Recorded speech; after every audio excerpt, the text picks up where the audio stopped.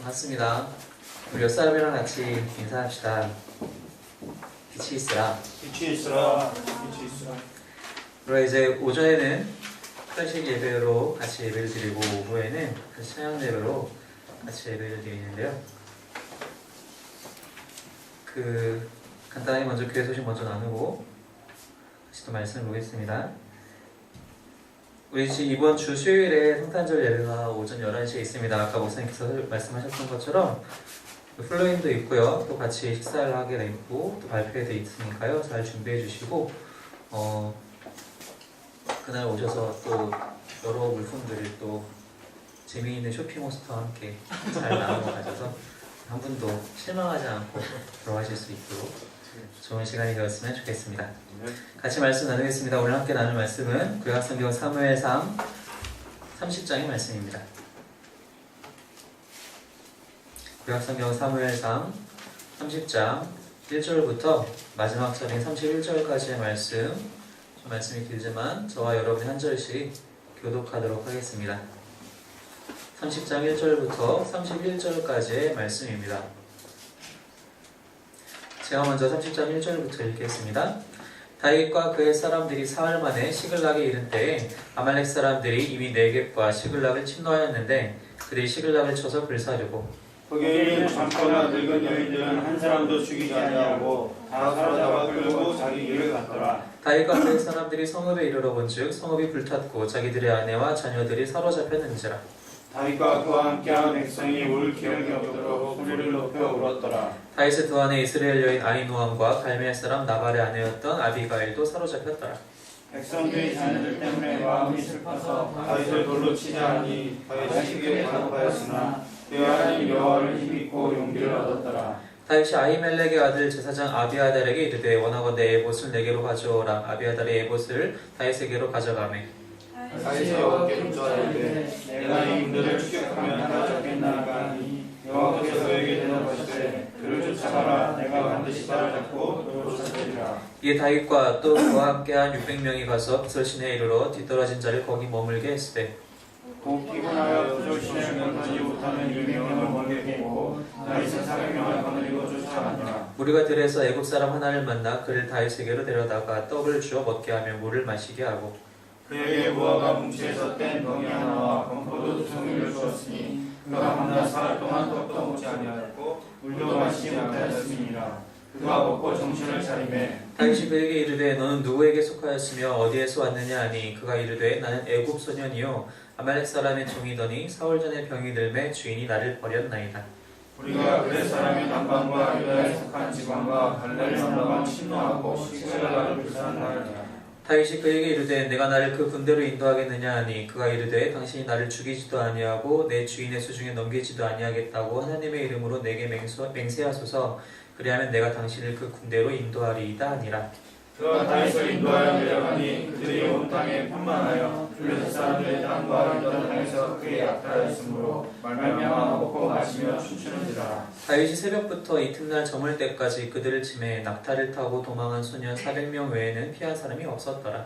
다윗이 아말렉 사람들이 빼앗아갔던 모든 것을 도로잡고 그의 두 아들을 구원하였고 그들이 약탈하였던 것 곧 무리의 자녀들이나 빼앗겼던 것은 크고 작은 것을 막론하고 아무것도 잃은 것이 없이 모두 다윗이 도로 찾아왔고 다시 또 양떼와 소떼를 같이 찾았더니 우리가 그 가축들을 앞에 몰고 가게 하는데 이는 다윗의 전리품이라 하였더라. 다윗이 전에 피곤하여 능히 자기를 따르지 못함으로 그솔 시내에 머물게 한 200명에게 오매 그들이 다윗과 그와 함께한 백성을 영접하러 나오는지라. 다윗이 그 백성에게 이르러 문안하매 다윗과 함께 갔던 자들 가운데 악한 자와 연령들이 다 이르되 그들이 우리와 함께 가지 아니하였은즉 우리가 도로 찾은 물건은 무엇인지 그들에게 묻지 말고 각자의 처자만 데리고 떠나가게 하라 하는지라. 다윗이 이르되 나의 형제들아 여호와께서 우리를 보호하시고 우리를 치러 온 그 군대를 우리 손에 넘기셨은즉 그가 우리에게 주신 것을 너희가 이같이 못하리라. 이 일에 누가 너희에게 택했느냐. 전장에 내려갔던 자의 분깃이나 소돔의 곁에 머물렀던 자의 분깃이 동일할지니 같이 분배할 것이니라 하고 그날부터 다윗이 이것으로 이스라엘의 율례와 규례를 삼았더니 오늘까지 이르니라.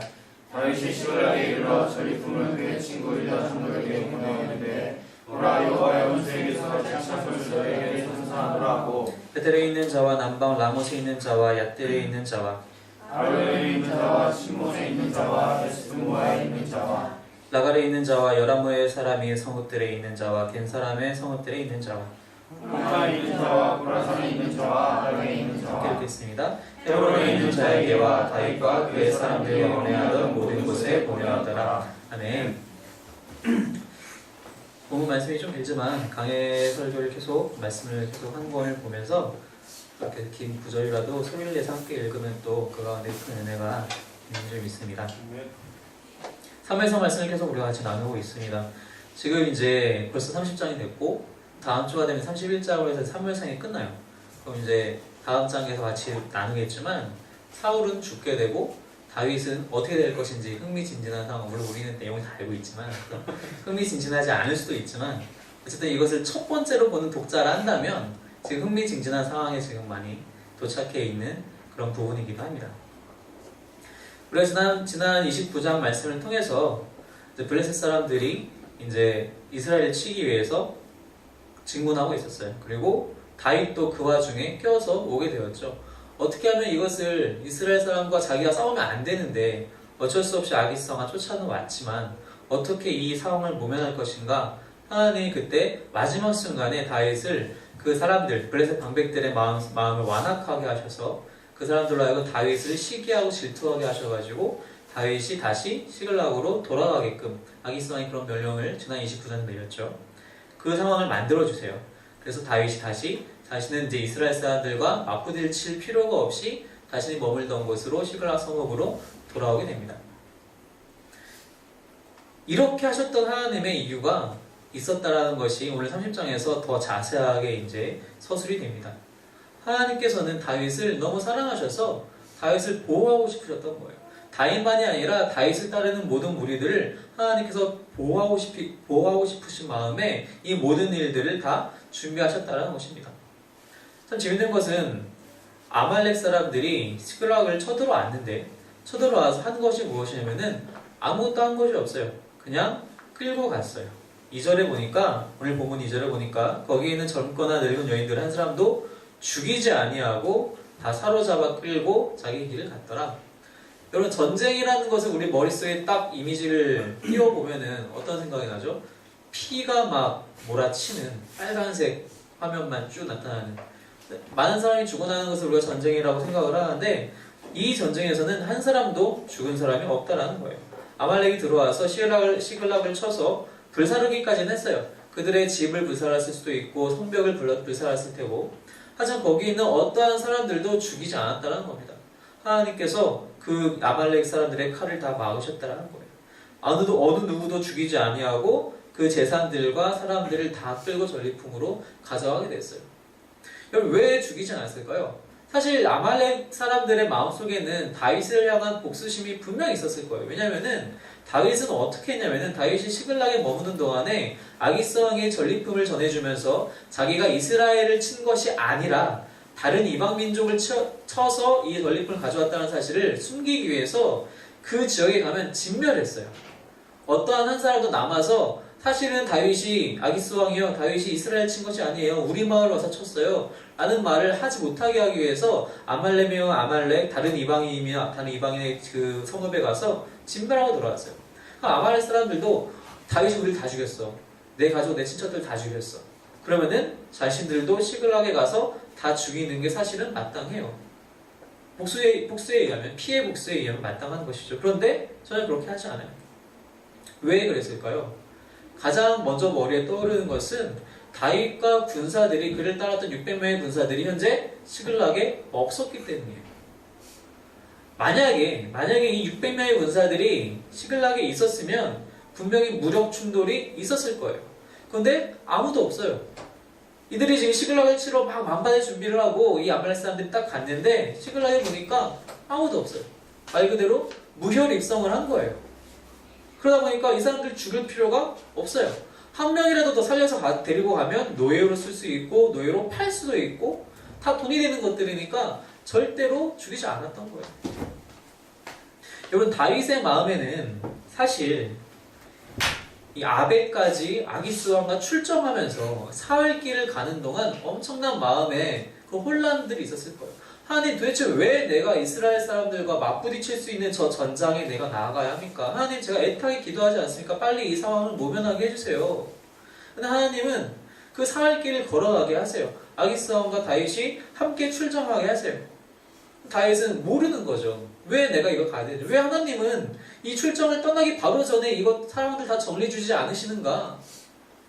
만약에 그랬다면, 만약에 다윗의 뜻대로 출정 전에 이 상황들이 다 정리가 돼서 시글락에 남아 있었다면 많은 사람들이 분명히 피 흘림을 당했을 거라는 사실입니다. 우리는 때로 생각을 합니다. 이 일이 해결되기 가장 좋은 시기는 지금이다. 혹은 언제다. 하나님은 이때까지 내 기도를 들어주셔야 한다.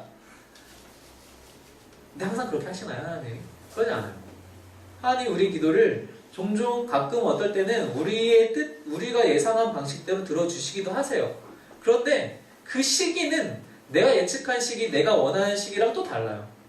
어떻게 우리를 끝까지 궁지로 몰아넣고 가시고 거기서 해결을 하시는 것 같은 느낌이 종종 들 때가 있어요. 근데 그게 가장 선한 때라는 것을 우리가 놓치고 있어요. 다윗이 자신이 원하는 때에 시글락으로 돌아왔다면 많은 사람들이 죽었을 것입니다. 많은 여인들이, 많은 자녀들이 죽었을 것입니다. 그런데 그렇게 하지 않죠. 하나님은 마지막까지 다윗을 안전한 곳에, 그때는 안전한 곳이 아기스왕 옆자리가 안전했었기 때문에 그곳에 보호하시고, 이 시글락성에 남아있는 여인들, 자녀들도 역시 군사들의 보호를 받지 못한 상황이기 때문에 오히려 그것이 안전한 상황으로 변하게 되었고, 그래서 어느 누구도 죽지 않은 상황에서 하나님께서 다 이 양측을 모두 보호하시고 지켜주셨다는 사실입니다. 여러분, 우리가 기도할 때 우리의 기도가 내가 원하는 시간에 꼭 이루어지게 해주세요, 그런 기도 우리가 할 수 없다는 것입니다. 우리가 기도할 때는 다 내려놓아야 해요. 하나님, 방법도 시기도 주님께 내려놓겠습니다. 주님께서 원하시는 때에 주님께서 원하시는 방법으로 이 일을 해결하여 주시옵소서. 설령 이 일이 해결되는 것이 하나님의 뜻이 아니라면 그러면 해결하지 말아주세요. 차라리 하나님의 뜻대로 이 일들이 흘러가도록 주여 도와주시옵소서라고 기도할 줄 아는 저와 여러분이 되시기를 소망합니다. 이것이 바로 하나님의 보호하심이라는 것입니다. 이렇게 하나님의 보호하심을 받는 사람들은 언제나 하나님을 의뢰할 수밖에 없어요. 언제나 하나님을 의지할 수밖에 없다라는 것입니다. 어떻게 하나님을 의지하느냐? 여러분, 우리가 사무엘상 말씀을 1장부터 지금까지 쭉 봐왔잖아요. 사무엘상 말씀을 보면은 항상 이 저자가 두 그룹을 비교해요. 혹시 여러분들 지금까지 사무엘상 말씀을 들어오시면서 기억이 나시는지 모르겠어요. 앞에서부터 한번 잠깐 좀 짚어볼까요? 제일 처음에 비교했던 두 사람이 있었어요. 바로 한나와 브닌나예요. 그죠?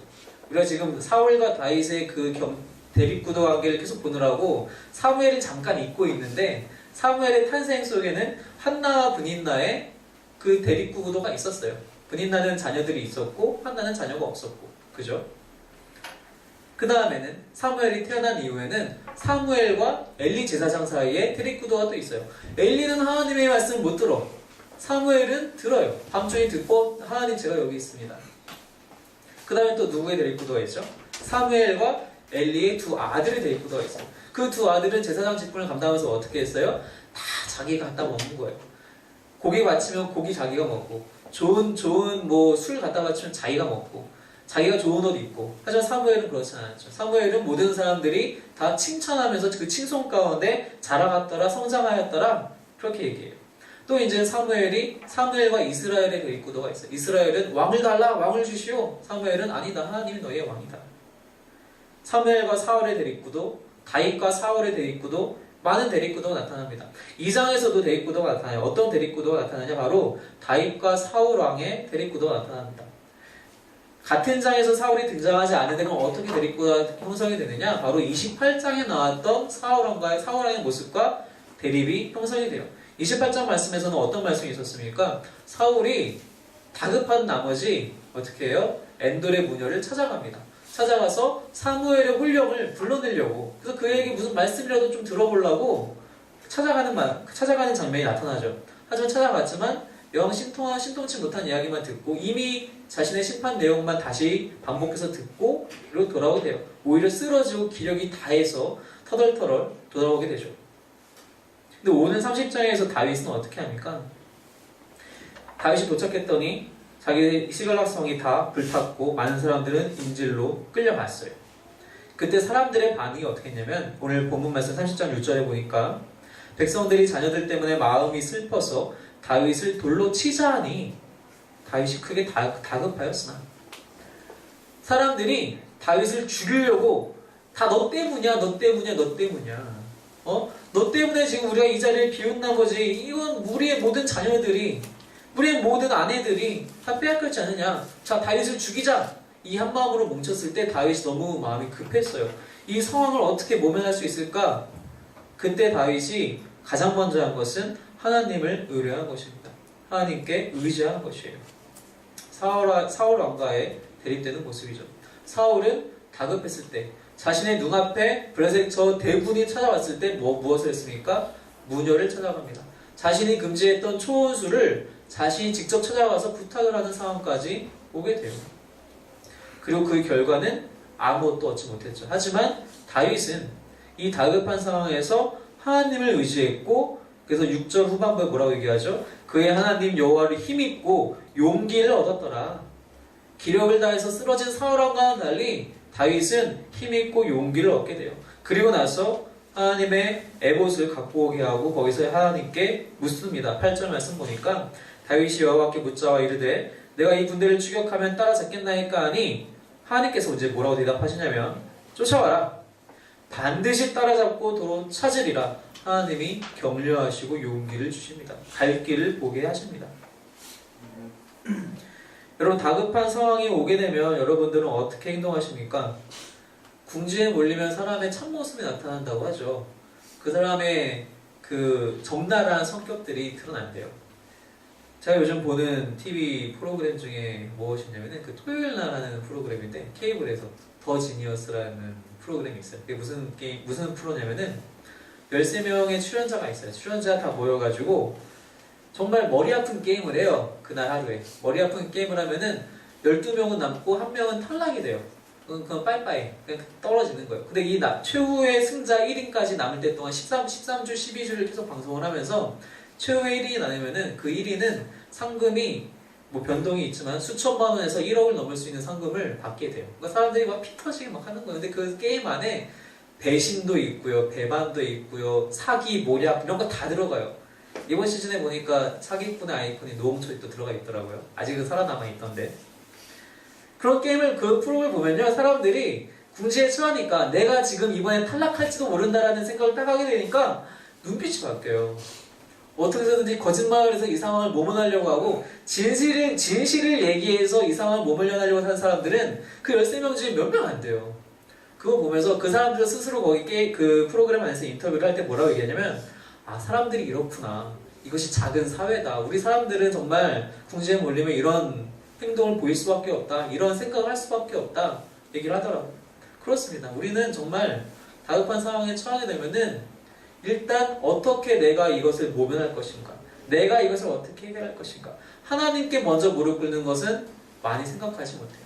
그게 먼저 생각나는 사람은 정말 대단한 사람이에요. 정말 훈련이 잘 돼 있는 사람입니다. 근데 대부분의 사람들은 그렇게 하지 못해요. 내가 거짓말을 하면 이것을 피해갈 수 있지 않을까? 내가 여기서 다른 것을 붙잡으면은 이 상황을 반전시킬 수 있지 않을까? 오히려 이런 생각을 하게 된다는 것입니다. 허튼 수를 붙잡고 썩은 동아줄을 붙잡고 떨어지게 된다는 것입니다.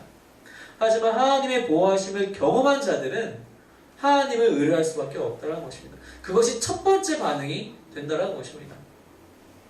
여러분 운동선수들은요 특정한 상황이 딱 주어졌을 때 특정한 행동으로 반응하게끔 훈련을 해요. 예를 들어서 농구 게임을 할 때 오픈 스페이스가 났어요. 그러면은 당연히 슛을 쏴야죠.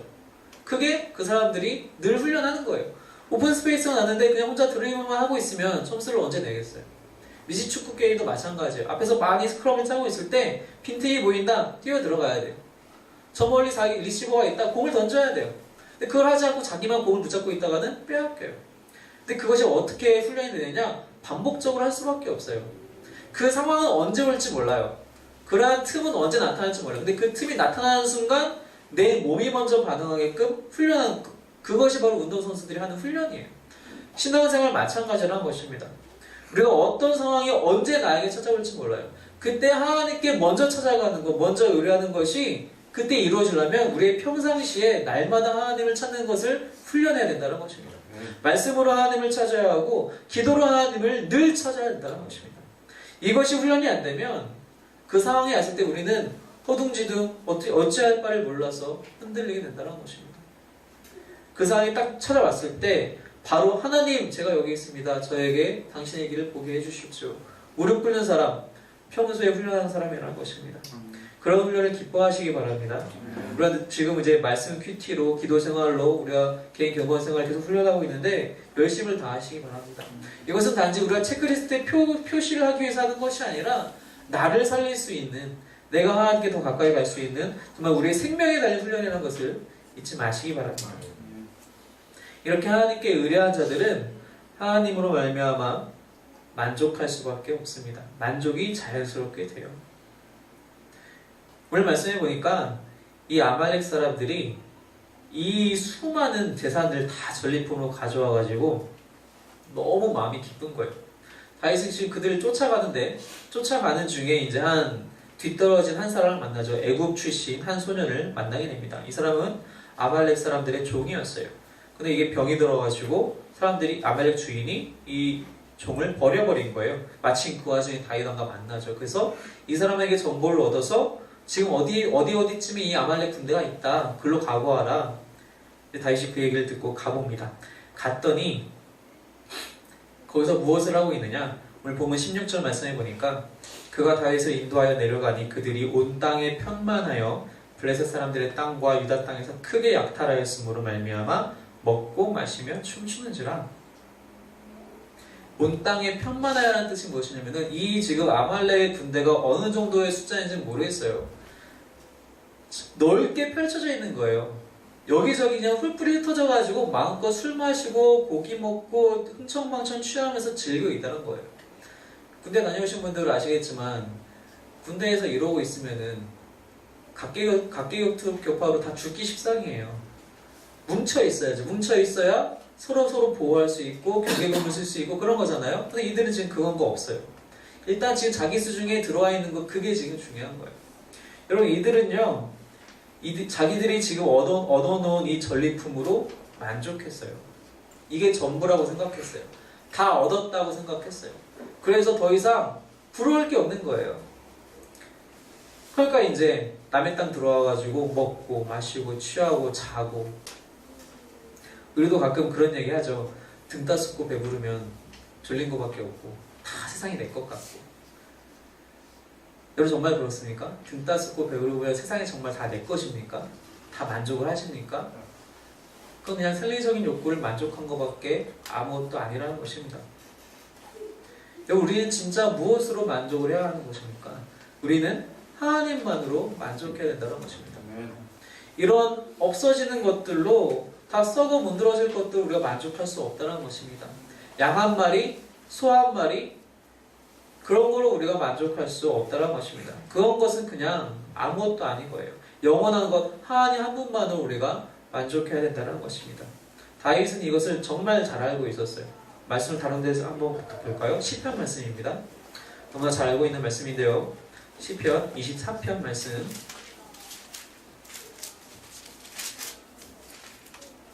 시편 23편 6절, 6, 9절인데요. 같이 한번 읽어보겠습니다. 암송하실 수 있는 분도 암송하시면 더 좋고요. 23편 말씀입니다. 시작. 여호와는 나의 목자시니 내게 부족함이 없으리로다. 그가 나를 푸른 풀밭에 누이시며 쉴 만한 물가로 인도하시는도다. 내 영혼을 소생시키시고 자기 이름을 위하여 의의 길로 인도하시는도다. 내가 사망의 음침한 골짜기로 다닐지라도 해를 두려워하지 않을 것은 주께서 나와 함께 하심이라. 주의 지팡이와 막대기가 나를 안위하시나이다. 주께서 내 원수의 목전에서 내게 상을 차려주시고 기름을 내 머리에 부으셨으니 내 잔이 넘치나이다. 내 평생의 선하심과 인자하심이 반드시 나를 따르리니 내가 여호와의 집에 영원히 살리로다. 아멘. 왜 다윗이 부족함이 없다고요? 하나님이 나의 목자이시기 때문에 내가 부족함이 없습니다.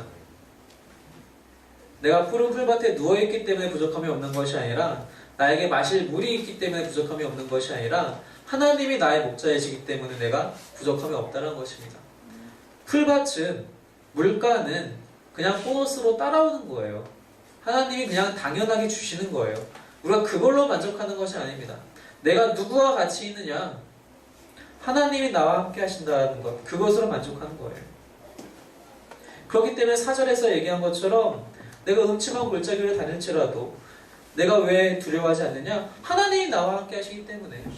내 손에 지팡이가 있고 내 손에 막대기가 있어서 내가 두려워하지 않는 것이 아니라 하나님 손에 그것이 있기 때문에, 그리고 내가 그런 하나님과 내가 함께 있기 때문에 내가 두려워하지 않는다. 내가 그렇게 해서 만족한다 라고 다윗이 고백하는 것 아닙니까? 이 아말렉 군대들은 자신들 손에 있는, 자신들이 지금 막 빼앗아온 그러한 전리품들을 가지고 사람들, 노예들, 가축들, 돈, 재물을 가지고 만족했어요. 그래서 그들은 다 모든 것을 얻었냐? 너무나 느슨해져 있었어요. 그때 어떻게 되죠? 다윗이 그들을 다 진멸하게 됩니다. 그리고 400명 외에는 그 자리를 피해서 도망간 사람이 아무도 없다라고 저자가 그렇게 서술하고 있어요. 어떠한 것도 잃은 것이 없이 다윗은 다 찾게 돼요. 여러분, 하나님만으로 만족하시기 바랍니다. 하나님 외에는 없다라는 것입니다. 하나님만이 우리를 만족시키실 수 있으십니다. 사람은요, 조금 갖게 되면요, 그 다음 게 생각나요. 제가 이제 노트북 컴퓨터를 제일 처음 써본 게 이제 복학하고 나서 대학교 3학년 때 처음 써봤어요. 그때 이제 11인치, 13인치짜리 노트북, 정말 옛날 거였는데, 소니 거. 그래 처음 쓰면서 좋은 거예요. 이게 집 밖에서 컴퓨터를 쓸 수 있으니까 좋다. 한 학기를 잘 썼어요. 한 학기를 다 쓰면서 이제 끝나고 나서 좀 더 좋은 게 있을 텐데, 노트북이 좀 더 좋은 게 있을 텐데 참 뒤졌죠. 좋은 게 있어. 또 샀어요. 그때는 이제 그것보다 사이즈가 절반 되고 기능은 똑같은데 더 가볍고 좋아. 또 한 학기를 또 잘 썼어요. 더 좋은 게 있을 텐데. 계속 그렇게 노트북을 업그레이드를 했어요. 끝까지. 사람은 그래요. 뭐 좀 갖고 있으면은 그 다음 걸 더 찾게 돼요. 그게 있으면은 또 그 다음 걸 찾게 돼요. 그게 다 완성이 되었다 싶으면 또 다른 물품을 찾게 돼요. 이거랑 정말 궁합이 좋은데 이것도 하나 갖고 싶다. 이게 있으니까, 이렇게 두 개가 있으니까 이것도 갖고 싶다. 아이폰이 있으니까 아이패드 갖고 싶고 아이맥이 갖고 싶고 다 갖고 싶은 거예요. 사람의 욕심은 그렇습니다. 우리를 만족시킬 수가 없어요. 우리 마음에 무슨 큰 구멍이 있는 것처럼, 블랙홀이 있는 것처럼 늘면 늘수록 다 빨아들이고 만족이 안 돼요. 채워지지 않아요. 하지만 하나님께서 우리 마음에 들어오시면 끝나는 거예요. 충만해지는 겁니다. 하나님은 만유를 충만케 하시는 분 아니십니까? 그분이 우리 안에 들어오시면 우리는 부족한 것이 없어진다는 겁니다. 하나님만으로 만족하시기 바랍니다. 하나님으로 만족이 되는 사람은 이제 하나님께 모든 것을 내어맡길 수 있게 됩니다. 이제 내 것이 없으니까, 다 하나님 것이니까. 다윗이 이제 이 아말렉 군대를 다 쳐부수고 다 모든 사람을 구하고 모든 재물들을 다 도로 찾은 다음에 돌아옵니다. 돌아오는데 사실은 이 600명이 다 같이 가서 싸움을 한 것이 아니었어요. 가는 길에 200명은 너무 피곤해서 중간에 잠깐 쉬고 있었어요. 사실 왜냐하면은 아베까지 사흘길을 그렇게 출정했다가 다시 사흘길을 시글락까지 돌아오고 또 전쟁하러 바로 떠났기 때문에 얼마나 힘들었겠어요. 한 일주일 넘게 이렇게 왔다 갔다 하는데 체력이 안 좋은 200명은 남아있었어요. 중간 지점에서. 이 400명이 전투를 다 무사히 마치고 다 데리고 왔어요. 전리품을 다 가지고 다 중간에 왔는데 그때 상황이 발생합니다. 22절 말씀해 보니까 다윗과 함께 갔던 자들 가운데 악한 자와 불량배들이 다 이르되 그들이 우리와 함께 가지 아니하였은즉 우리가 도로 찾은 물건은 무엇이든지 그들에게 주지 말고 각자의 처자만 데리고 떠나가게 하라 하는지라.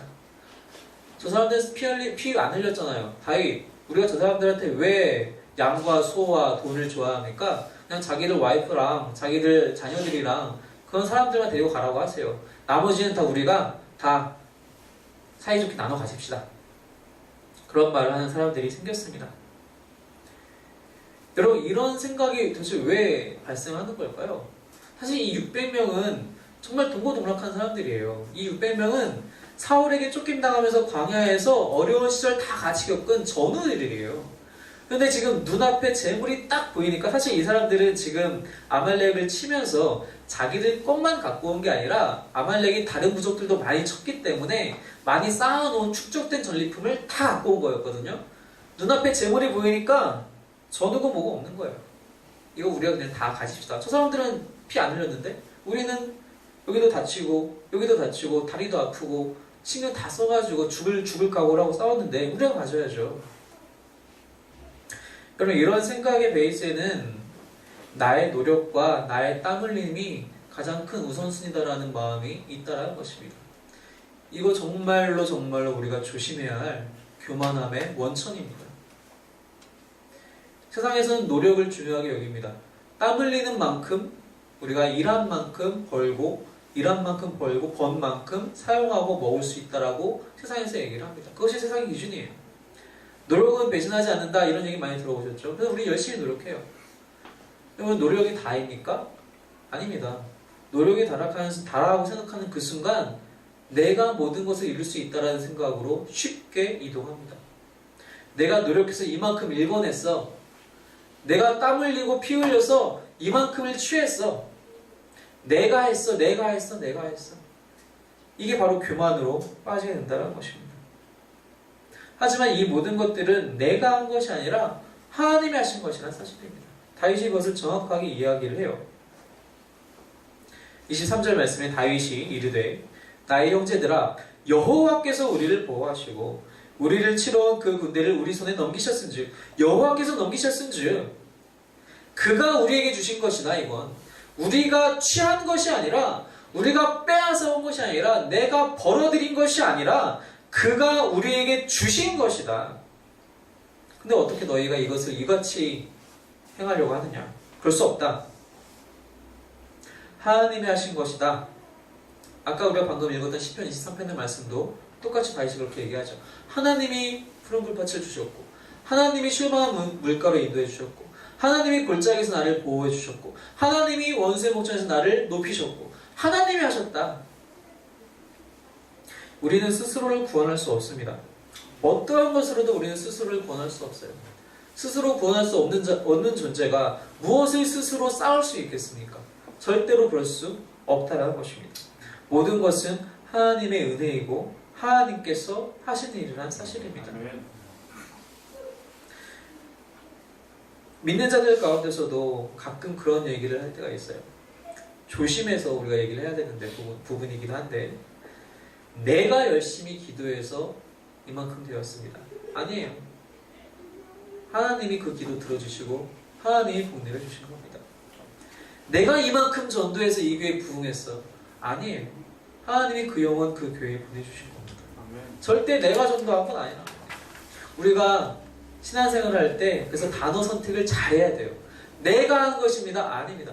하나님께서 이렇게 하셨습니다. 나를 사용해 주셨습니다. 저는 몸둘 바를 모르겠습니다. 이것이 우리의 겸손의 시작이 되어야 한다는 것입니다. 여러분 겸손하시기 바랍니다. 하나님이 하셨기 때문입니다. 내가 할 수 있는 것은 그저 하나님 말씀대로 순종하는 것 외에는 없다라는 거예요. 내가 숨 쉬는 것 내 힘으로 할 수 없어요. 내가 사람들을 만나서 주님의 복된 소식을 예수님께서 이 땅에 오셨어요. 내일 모레면 성탄절인데 예수님이 우리를 위해서 오셨어요. 땅고천한 것으로 오셨어요. 내 입으로 말할 수 있는 것조차 하나님의 은혜라는 것을 여러분 깨달으시기 바랍니다. 하나님으로부터 보호를 받고 그래서 하나님을 의뢰하게 되고 그래서 하나님으로 말미암아 만족하게 되고 그래서 하나님께 모든 것을 내어놓는 그래서 하나님이 우리의 주권자라고 고백하는 우리의 삶이 되길 소망합니다. 바로 그러한 삶 가운데 하나님께서 우리를 보호하실 것입니다. 이러한 삶들은 언제 이 네 가지가 충족이 되느냐? 하나님과 나의 올바른 관계가 정립되었을 때 충족이 됩니다. 그 올바른 관계는 어디서 시작하느냐? 바로 예배에서 시작한다는 사실입니다. 여러분 예배를 사랑하시고 예배를 소망하시기 바랍니다. 예배 가운데 하나님의 보호하심을 누리시기 바랍니다. 예배 가운데 하나님께 의뢰하시기 바랍니다. 예배 가운데 하나님으로 만족하시고 하나님께 주권을 내어드리시기 바랍니다. 이 예배 소망하시는 저와 여러분이 되시기를 주님의 이름으로 축원합니다. 우리 이제 함께 한 목소리로 통성으로 기도하기를 소망합니다. 하나님, 예배를 통하여서 하나님과 올바른 관계 있게